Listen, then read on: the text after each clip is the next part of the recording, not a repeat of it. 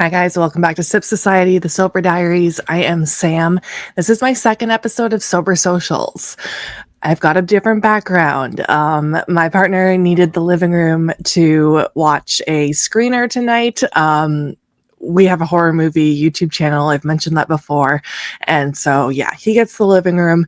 And to be completely honest, I feel better recording down here because I'm in my element. This is just kind of like where I'm used to recording. So I thought I would just come down here and do the interview. Plus, our guest is a horror fan, so I thought this was very fitting. But with that, let me introduce Nick. Hey, Nick, how are you? I'm doing great. How are you? I'm doing good. Thank you so much for coming on. Yes, thank you for having me. This is my second Sober Socials episode. My first episode was with a friend from the horror community, so we knew each other really well. But you and I just met on Instagram, so it's kind of cool talking to a new friend, I guess. Yeah, it is. What is your sobriety date? My sobriety date is July 10th of 2024. I thought you were pretty close to me. Congrats on 1 year. Yes, thank you. Yeah, I'm the 31st of the same month and year. So we're like, in my meetings, we call the people that are close together in sober dates, we call each other like sober sisters and brothers. Yep. It's kind of cheesy, but No, I hear it too. Where are you from? So I'm in New Berlin, Wisconsin. So that's kind of the southeast area of Wisconsin, probably like 20 minutes away from Milwaukee. Okay, cool. I'm in Ontario, Canada, so a little far. Just a little north, that's all. A little, yeah. You said you were a horror movie fan too, right? I am. I'm a big horror movie fan. That's awesome. I love that. What is your drug of choice, I guess? Drinking, whatever. The big one was drinking. Okay. I mean, I sprinkled in, I'd smoke pot every now and then and be irresponsible with that too, but drinking was that was my go-to. Okay. Yeah. Just wanted to double check that. And did you find, or do you find that, because my channel is called Sip Society because I like mocktails, I always like to ask if my guest is triggered by those. Do you get triggered by non-alcoholic beverages and mocktails? Do you stay away from them? I actually, I haven't really tried any like of the mocktail stuff. I tried some of the zeros NA beer just because I didn't even feel comfortable doing any that had even the like less than 0.5. So I had tried some of the Michelob ones that they had, and those were just, it proved to me that my addiction is real because I had one and I drank it probably within like 5 minutes or so, and then all of a sudden within like a half hour I had three, and I was like, that's right there is exactly why I can't have alcohol, because I don't know how to stop. I've heard people say that. Yeah, that makes sense. Did you have in early sobriety or sobriety now, did you have like a sober treat? I was all about the ice cream in my first couple months. Did you have something that you like binged just to stop yourself from drinking? Yeah, it started to turn into a second addiction. Kind of, I was almost replacing alcohol with it, was energy drinks. Interesting. And so my big thing was, I mean, I would drink any beer, but when I would go out and get it, and for the past 2 years that I was in my drunkenness, was the Tall Boys 16-ounce cans. And so all of a sudden I started finding energy drinks are in the exact same can. So it kind of was like a nice little familiar thing. And I had always drank them because I had worked third shift and stuff before, but all of a sudden I was going through like 4 to 5 a day for like a couple weeks. And I didn't think anything of it. And then my body kind of started to reject that. And I woke up 2 nights in a row where I completely wet the bed, and it's scary. Like I'm living with my parents right now. And so like for them, their 32-year-old alcoholic son wet the bed twice in a row. They started to get concerned that I was drinking again. And I was like, I swear I'm sober. It's just, and I went and got checked out, and it was actually starting to affect my kidneys. So I had to get rid of the second addiction there, but I'm doing better with that now. So. Wow. I've never I've never heard that as someone replacing that. That's interesting. Um, Yeah, that was even my sponsor was kind of he's like, really? Energy drinks. yeah, I've heard soda or pop, whatever you guys call it there. We call it pop, but Yeah. I know I drank Diet Coke every night when my drink of choice was rum and diets, but I kept drinking the Diet Coke once I got sober. And I don't know, it was a good replacement for me. Still drinking Diet Coke at night, but I tend to only have one though. But Yeah, that's I've started to go to the Diet Coke. Diet Coke and it's water good. more often than not. So Yeah. um, what was your why for getting sober, and what did your drinking look like? so my drinking, I'll start with that. My drinking looked like, and this was probably for the past 4 years it went on like this. It was uh me and my ex-wife, we had a house, we had 2 kids at the time, and she would work usually until around 5 or not get home until 5. And I always had jobs where I was getting off at 3:30 or 3 o'clock, 2:30, kind of early. And so what my drinking was I would stop at the gas stations or whatever and get a couple 4 packs of the tall boys, and usually within an hour I'd be done with my first one, and then I'd be starting on the second one. And I had all these tricks laid out for it. As soon as I would finish, I would go brush my teeth. I'd brew a pot of coffee, anything I could do to mask the smell on my breath or anything like that. For getting it into the house, I had learned pretty quickly you can bypass a Ring doorbell by unplugging the Wi-Fi.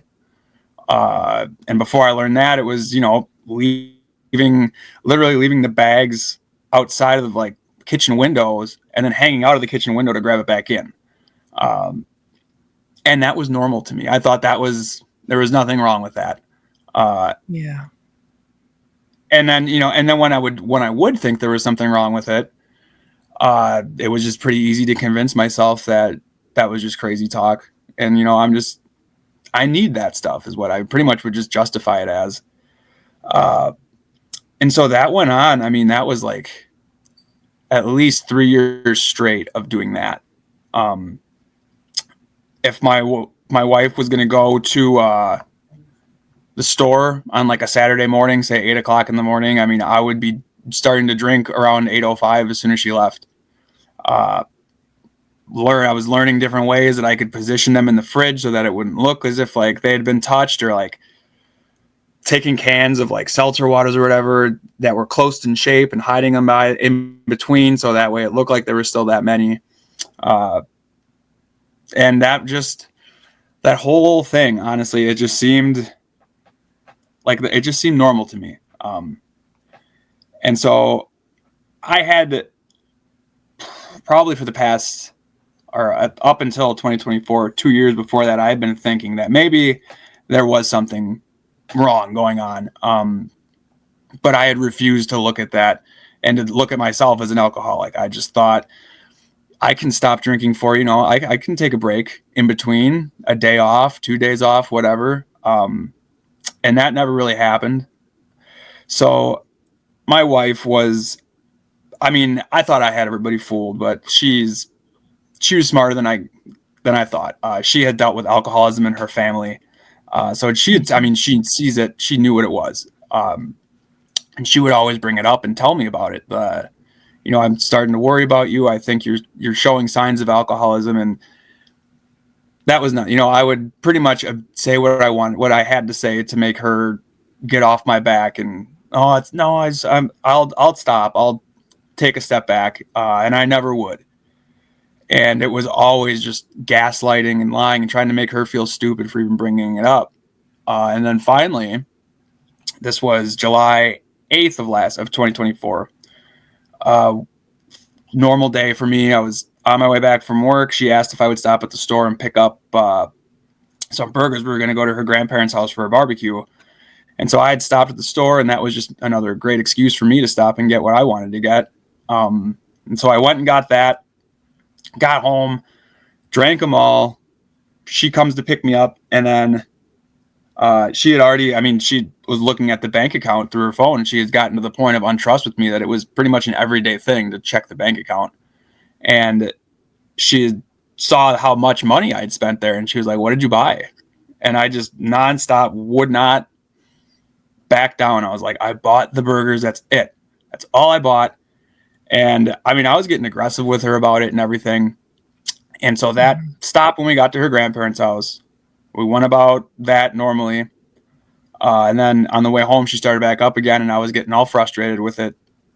And I pretty much said, I was like, "Do you really think I'm lying to you? Like, that's ridiculous. It's so hurtful, and I can't believe this." And because we always had spats about this. And so I was just trying to make her feel bad, essentially. And then she pulls the smoking gun out, and she pulls the receipt. She had found it in the bag, which I had completely careless left it just sitting in the kitchen. And she pulled the receipt out right there. And I mean, I had nothing I could say to that. That was the evidence of the lie. So she had enough. She honestly, she didn't say anything. I could just feel that, just how much she hated me in that moment. And I was like, "Oh, I'm going to go to my parents' house."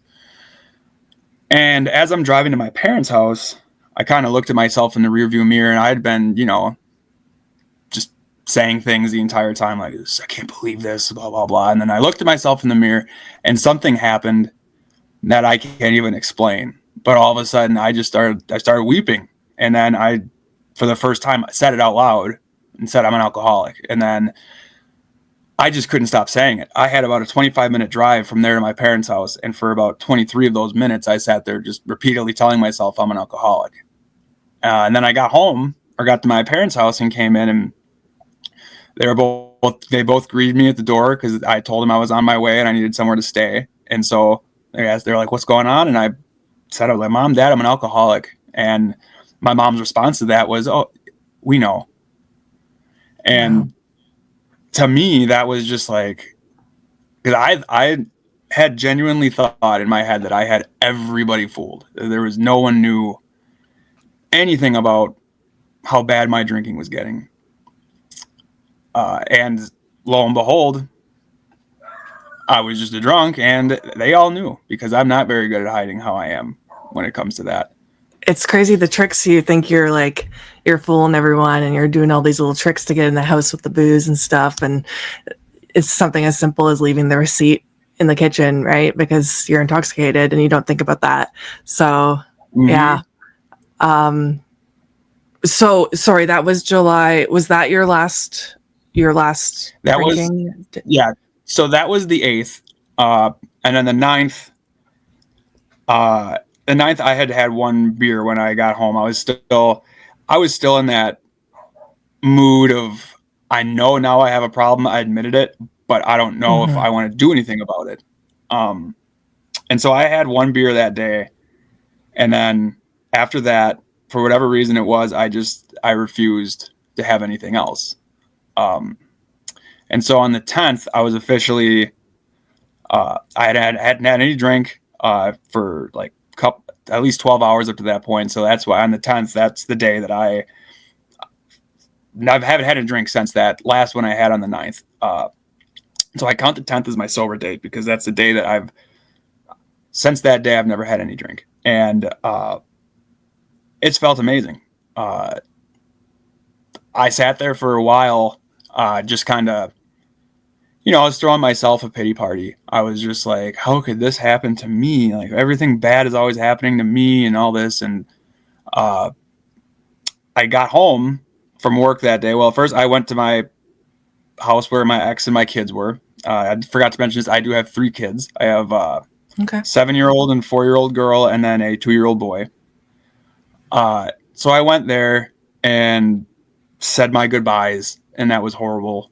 That was just a horrible experience. Packed my bag, went to my parents' house, and then when I got home from work on the 10th, I had already been talking about going and checking out some meetings, but I was also saying, like, I don't know if it's for me. I don't think I'm going to do it.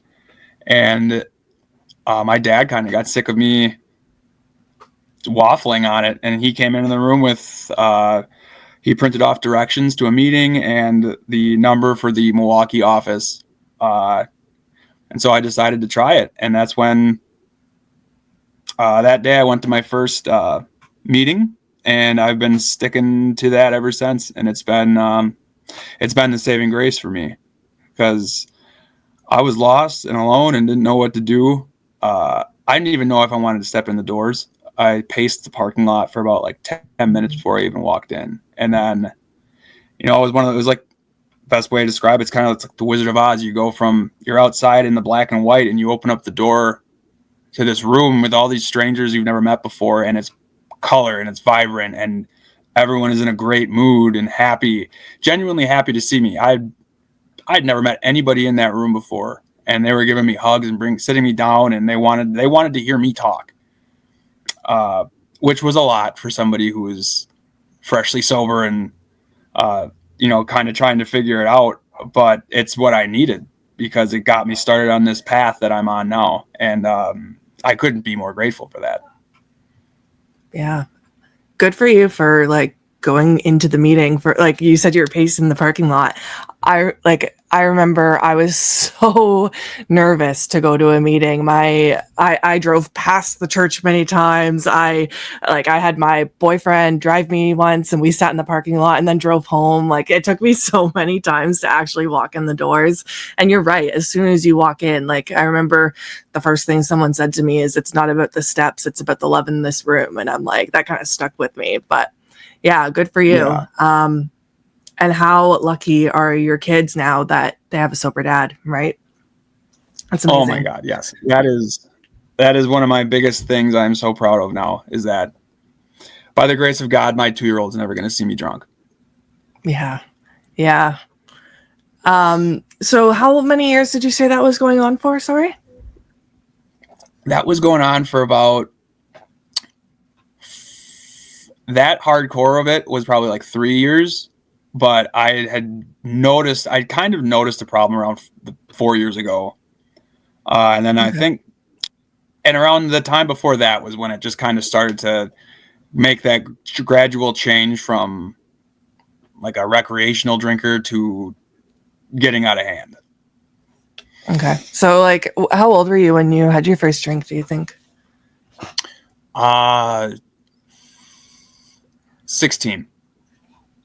Okay. And leading up to when you like know it was a problem, do you think it was problematic at all, like leading up to that, like growing up and you're even as a teen? So as a teen, it wasn't really that big of an issue. At least the way I think of it, I think it was normal, like a normal high schooler drinks kind of for me. It was just like the random parties, maybe once a month or whatever it was. But like before that, even when I was like a sophomore or a freshman and sophomore in high school, I was one of the kids who, like, if there was drinking at a party, I was leaving and going somewhere. I was like terrified of getting a ticket or being involved in that. And then I went to a party with just all friends, and it was only like 6 of us at the end of it. And we had a whole thing of beer, and that was the first time I had got drunk. And it was also the first night I got high. And I just remember sitting there on the couch, and I was watching the TV, and like everything stayed still except for the screen. The screen was like moving back and forth. And I thought that was the coolest thing, and it's the greatest feeling. Little did I know it wasn't, but to me at that point, it was an escape. It was almost like I went into a different reality. I was out of this world. And at that time, for me, I'd always been a bigger kid. I was around like 300 pounds. And so alcohol was a fun new way for me to escape all these horrible feelings I was feeling with myself. And then once my friends all graduated high school and went off to college, I stayed behind. So eventually with all the friends in college, I had nobody to drink with. And so I just kept, I wanted what they were having. So I started drinking more. And it got to a point where this was 2014, I want to say. I was 350 pounds, and I was drinking a 30 pack pretty much in a 24-hour period. I would go I was working third shift. I just turned 21, so I would go to Quick Trip or the gas station and wait until they started selling beer. Once they did, I'd buy my 30 pack, come home, drink half of it, and then go to work or go to sleep, go to work, and then as soon as I got back, finish the other half. And then I would just keep that going. And that didn't stop until eventually, I don't know what it was, but I had looked at myself in the mirror one day and was just disgusted. And I'd looked at myself in the mirror a lot, and I never felt the way I'd felt before that way. So that's when I went and made a change. And for a good year, I had, only drank maybe 1 or 2 beers on the weekend, every other weekend. I was working out, I was dieting, and I dropped down a bunch of weight. And that was the healthiest I'd been in my life. And it was almost like I was not connecting the dots that I wasn't drinking as much and I was feeling better. And so once I lost all that weight, obviously I was starting for the first time in my life to start getting attention from the opposite sex. I was feeling really good. I was getting all this kind of false confidence and bravado about myself. And that's when I started to drink and make an ass out of myself doing things, because that's when all, false confidence just is a killer, because when you're drunk, that's all you need to give you the, who cares? They want to see this. I'm cool, blah, blah, blah. I have it. And yeah, it doesn't. You're just obnoxious. And so, yeah, that's when I eventually met my wife at a bar. And for a while, that kind of got me to take a step back. And, it was a new relationship, and she drank, but we were able to do things without constantly being drunk. And so and that was great. And then we ended up getting pregnant with our first daughter. We had already gotten engaged, and my first daughter was born with a birth defect where it's called gastroschisis. Her intestines were formed on the outside of her body instead of inside. Wow. And so we did a birth center. She had a tub birth, and in the ultrasounds, they couldn't see this because she had herself balled up so tight all the time that they couldn't get a good view of her stomach. And it turns out that was why she was doing it, was because she was protecting her intestines. Wow. And so that was a really traumatic experience, obviously for me, but more so for my wife too. And they had set us up in the really, it's a private room at Children's Hospital over in Wauwatosa, Wisconsin. And it's for families who don't have anywhere else to go and their kids are in the NICU. And so that's where she was, and she had spent a month there. But that first night, I remember one of the big things I had planned was I wanted to get beer in there. And so, my daughter is laying in a bed, completely drugged up, asleep. We could go visit her whenever we wanted to, but, my wife had just given birth, and she's obviously having some trauma herself from all of this. And my big concern at the time was getting beer into the hospital. And, I loved her then, and I stayed with her from the moment she was born. I rode in the ambulance with her to the hospital, and, I was by Phoebe's side, my oldest daughter. I was by her side with my wife that whole time. But yeah, that was one of my big concerns, was how I was going to get beer into the hospital, because I needed to take the edge off. And yeah, that's from that point on, that's kind of when looking back and reflecting now, I can start to notice that I was really relying on alcohol to get me through situations. And that was just, I hate thinking about it, but it's obviously something we have to think about so that we don't do those things again. Yeah, 100%. Like you said, in your past, that's how you used it to escape your feelings, right? And that's probably all you knew at that time when you were going through that traumatic experience with your daughter. So, what else are you going to do? You're going to drink, right? Turn those thoughts off. Yeah. What have you been doing this past year instead when you have I don't know, bad thoughts, or what tools are you using, I guess, now rather than drinking? Well,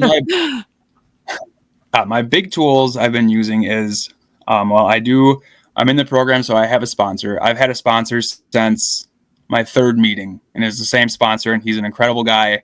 And, I know I don't call him as often as I should, but he's helped me through a lot of my problems and situations, and he's been there for me every step of the way. I've found I found a higher power, something to believe in. And so I'm constantly in communication with him, praying. I pray usually before I start getting myself dressed in the morning. I'll say a few prayers before bed. Just try to constantly, because I used to talk to myself all the time anyways. And now it's like I'm talking to myself, but I have someone I can believe in that is actually going to be listening to it. And so I've really heavily relied on my sponsor and my higher power for helping me through some of these tough situations. I love that.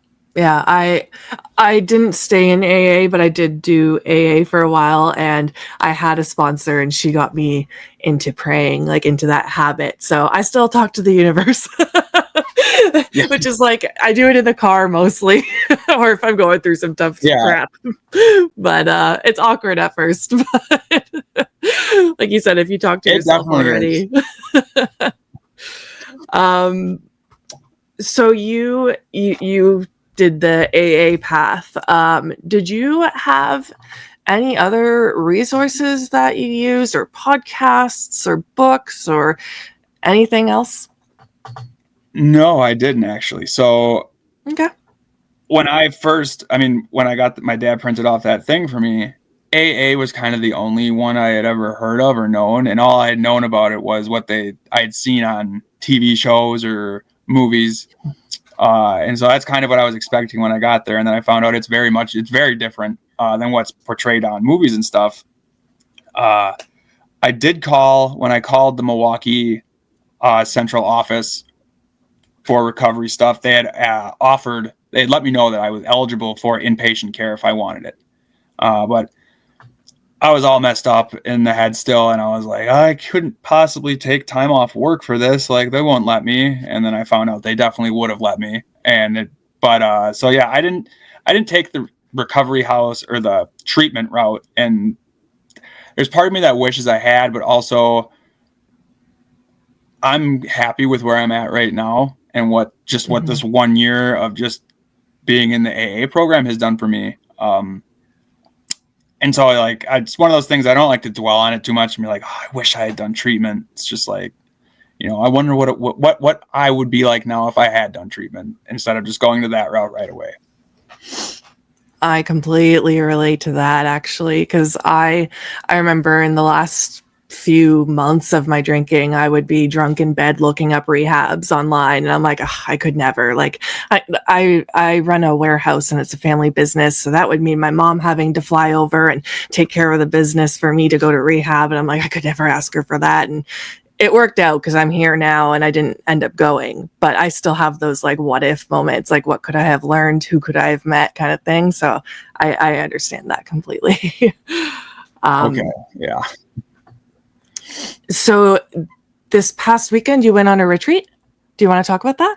I did. Yes, I would love to. It was awesome.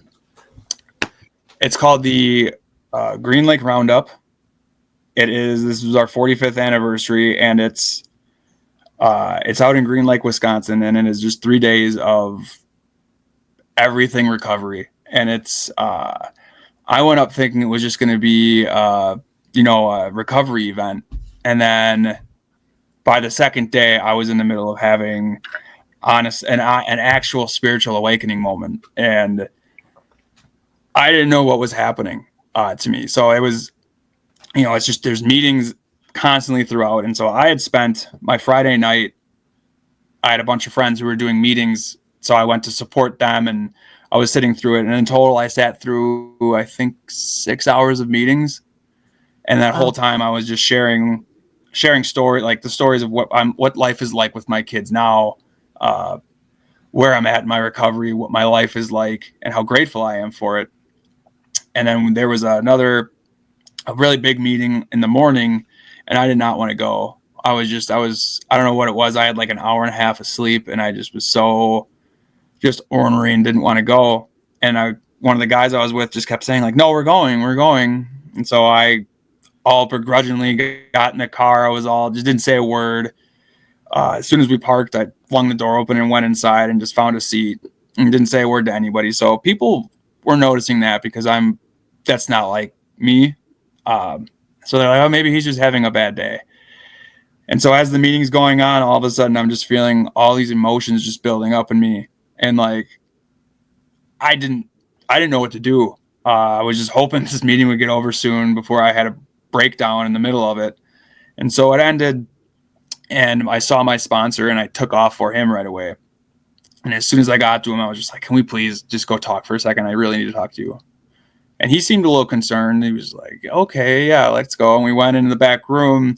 And like, as soon as he closed the door, I exploded on it. I just lost it. I was bawling. I was like, I don't get it. I was like, I don't know if it's sleep deprivation or what. I was like, but I've been talking about my kids and the relationship I have with them right now all night, and talking about how great I'm doing in recovery right now and how I couldn't be happier. I was like, and now look at me. I was like, I'm bawling. I don't deserve this. Like, in that moment, I felt like I didn't deserve this. Mm-hmm. And he had brought me in, gave me a hug, sat me down, and told me, he was like, you're having an experience, is what you're having. You're having a moment. He's like, this is you. You're finally being humbled for everything you've worked for this year and what you have right now. It's humbling. He's like, you're having a spiritual awakening moment. And, I was one of the people who thought like, oh, I'm going to get a white light moment or a burning bush. And for me, it was just this immense, overwhelming feeling of gratitude for what I have right now in my life. And, I'd always thought I was grateful for everything. And then all of a sudden when that happened, I was just like, I didn't think I never expected a feeling like that to come through me. And so from that point on for the weekend, I mean, I had a great time, but I was an emotional mess.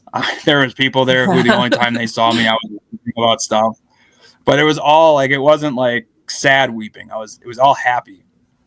It was almost like I couldn't believe that I made it, because I never thought I would. Yeah. Wow, that's amazing. You probably have like an emotional hangover now after the weekend. Oh, because that was this weekend, right? I'm just now starting. Yes, I'm just now starting to like not feel exhausted. I bet. How many people go to these retreats? Is it like a big group? So, yeah, it's hard to get a good number down because people come for the different days too. But okay. Like the big day for it is Saturday. And so Saturday was over 1,000 people there for our main speaker meeting. And this is just one of the things that's I'll never forget this weekend for this. Was my sponsor was the chairman for it this year. And one of his good friends was the co-chair for it. And the format we would do for the big speaker meetings every night was 2 10-minute speakers and then the main speaker for an hour and a half. And the 10-minute speakers, I noticed the first night, it was 2 people who were relatively new. And then on Saturday, all of a sudden the co-chair comes up to me and she's talking. She asked, she's like, would you like to be our 10-minute speaker? And I said, yes, absolutely. I'd be honored. And then I made the mistake of looking behind me at one point and saw the over 1,000 people in the audience.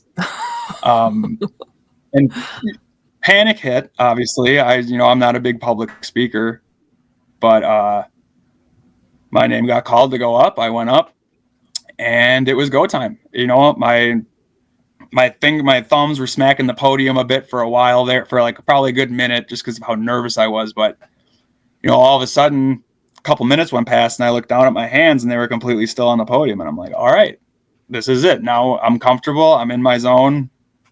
And it was I condensed my story to 10 minutes, which I missed. I missed a lot of big points and stuff. And it was one of those where afterwards I was like, oh, I should have said this and that. But I had people coming up to me afterwards, a lot of young newcomers coming in and just telling me how much they were able to relate to that. And that's huge for me, because I love being of help and support and trying to help the still suffering alcoholics along any way I can. And so knowing that, because I mean, I think there was 12 different recovery houses that came, that brought like full bus loads of people in with them. And so being able to help out some of them was just, it was really I was so honored to do that, because I mean, if it wasn't for the 6 people in that one room when I first got in, showing me the respect and just wanting to be there and support me, I don't know if I'd still be here sober right now. Yeah. Wow. 1,000 people. That's crazy. I was expecting you to say like 50. Good for you for going up and doing the sharing though, because oh gosh, I don't know if I would be able to do that. I don't even like talking in front of like 10 people. I know.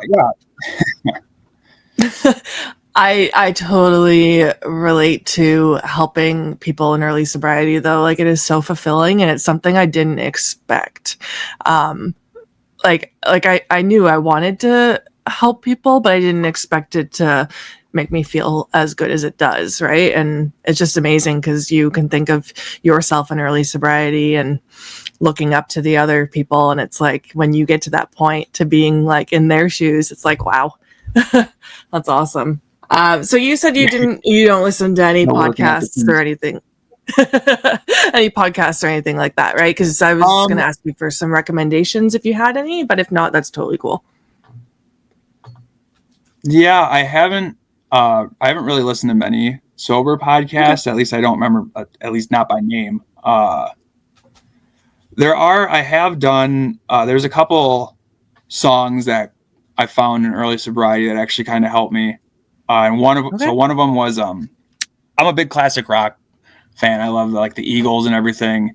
And so I've been looking up sober, just celebrities, rock stars, stuff like that. And I found out that Joe Walsh of the Eagles is sober, and he has a song called One Day at a Time. And that song it's incredible, because it sums up the alcoholic journey pretty well in just a song.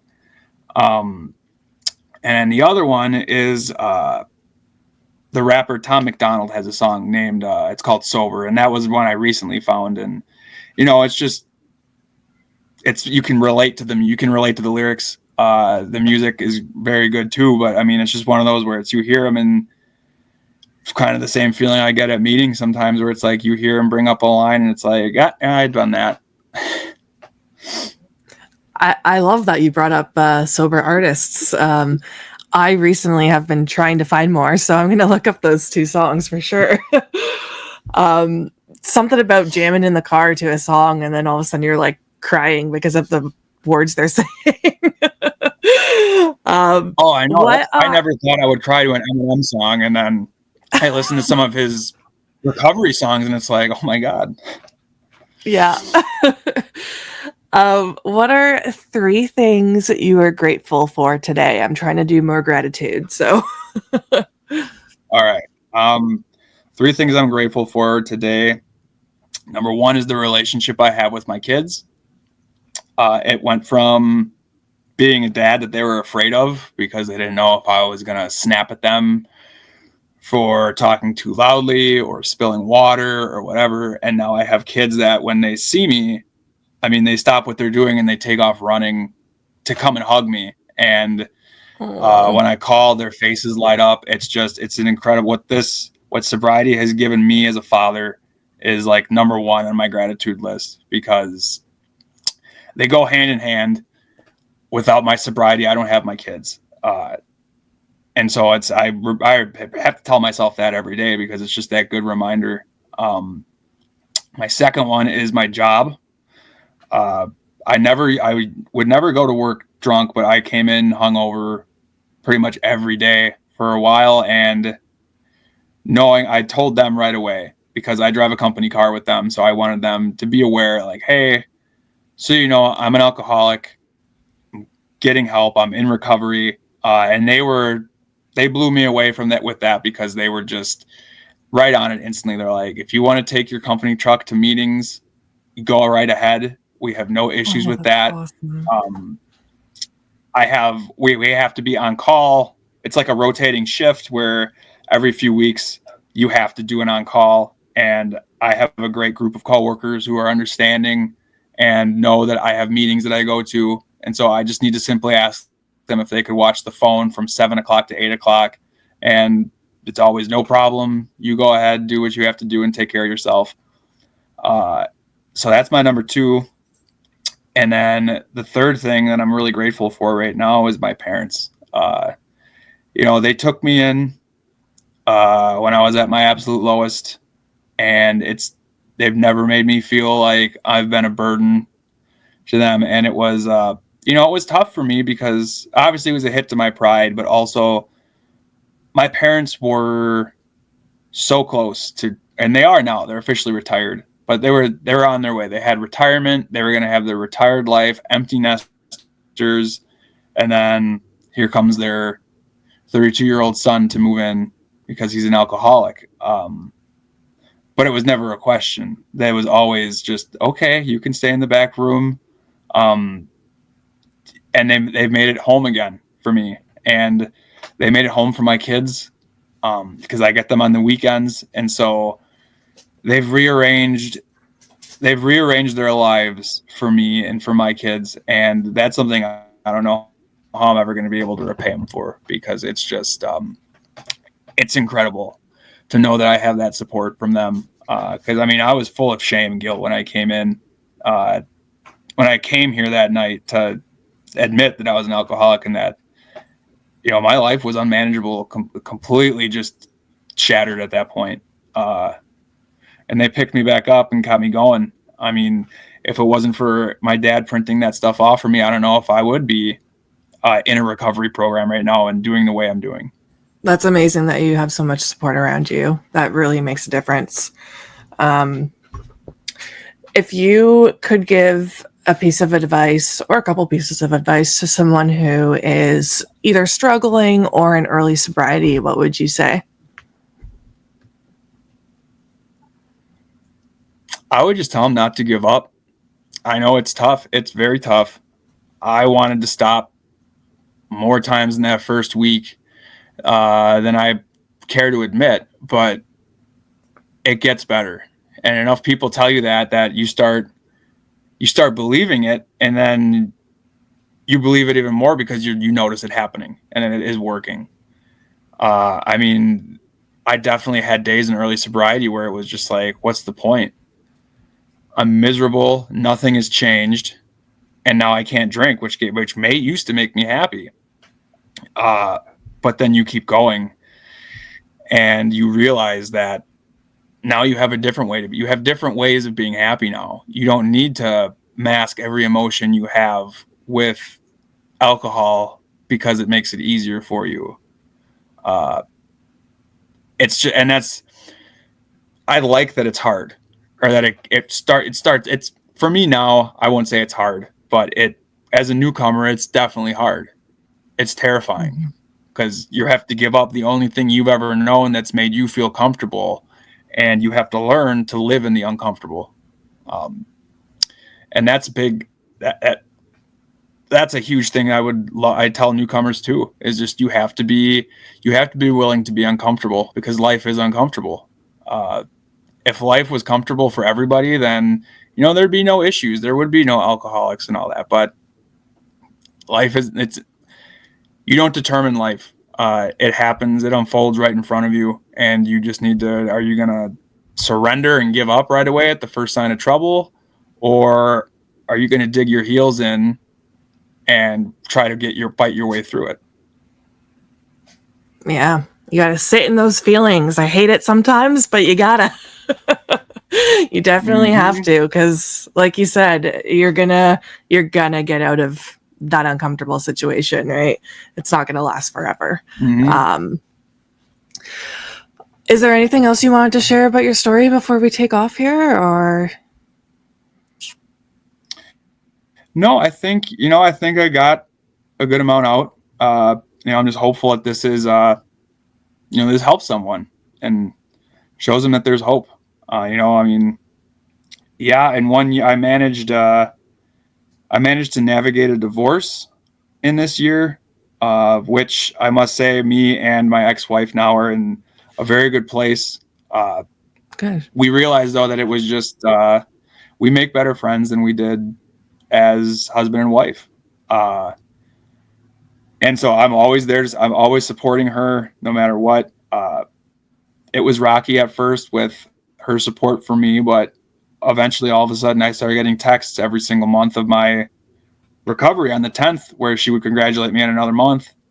And probably this is one of the things that's just really special to me and keeps me going was on my 1 year sober day. She had texted me and she said that the kids had some stuff that they wanted to give me. And so I stopped over before I went to my meeting that night. When I got through the door, they each had these 2 huge, beautiful bouquets of flowers for me. Each girl had written me a handmade card. And I took the one and framed it, and I look at it every morning when I wake up. And it just says, "I love you, Dad. You're the best dad. You did so good not drinking alcohol." And then she drew some family pictures on there and stuff. I'm trying not to get a little choked up talking about it. That's so but then sweet. most importantly, then my ex-wife wrote me out a beautiful card, and just how, I have her full support now. She's fully in support of me. And I think a lot of it was also that early alcoholism had me thinking like, she's out. She wants me to fail. She's out to get me. But that's not the case. I'm still the father of her kids, and she still wants the best for me and for our kids. And so she supports me. And after everything I put her through during my drinking, it just, it blows me away that she can do that, or that she's able to do that, to push aside all those hard feelings, because I think she has seen how hard I've worked and just how much of a change it's made in me as a person. And it's just, I couldn't be more grateful for what I have in my life right now. And this That's is only amazing. the first I'm so year, happy for you. Yeah, right? It's going to go up from here. Yep. Well, thank you so much for coming on. I know I'm still super new at this, so you took a chance on me here too. And yeah, this conversation, I hope, will definitely help someone. So I appreciate you coming on and sharing your story. Yes, thank you so much for having me. This was great.